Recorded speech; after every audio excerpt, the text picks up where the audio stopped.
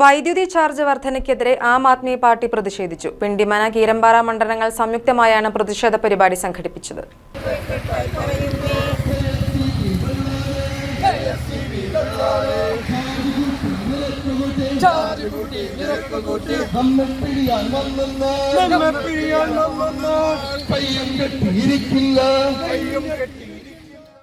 വൈദ്യുതി charge വർധനയ്ക്കെതിരെ AAP Pindimana, Keerampara മണ്ഡലങ്ങൾ സംയുക്തമായി കീരമ്പാറയിൽ പ്രതിഷേധ സമരം നടത്തി. പാർട്ടി സംസ്ഥാന വക്താവ് ജോൺസൺ കറുകപ്പള്ളിയിൽ മുഖ്യപ്രഭാഷണം നടത്തി. AAP ഭരിക്കുന്ന ഡൽഹിയിൽ സൗജന്യമായി വൈദ്യുതി നൽകാൻ കഴിയുന്നുണ്ടെന്ന് അദ്ദേഹം പറഞ്ഞു. കീരമ്പാറ മുതൽ ചേലാട് വരെ പന്തംകുളത്തി പ്രകടനം നടന്നു. കീരമ്പാറ KSEB ഓഫീസിന് മുന്നിൽ വൈദ്യുതി ബില്ലുകൾ കത്തിച്ചും പ്രതിഷേധം രേഖപ്പെടുത്തി.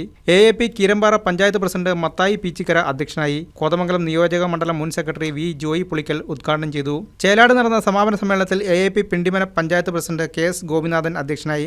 രവി കീരമ്പാറ, കുമാരൻ CK, ഷോജി കണ്ണമ്പുഴ, സാബു കുരിശിങ്കൽ, ജോൺ ഒവലക്കുടി എന്നിവർ സംസാരിച്ചു.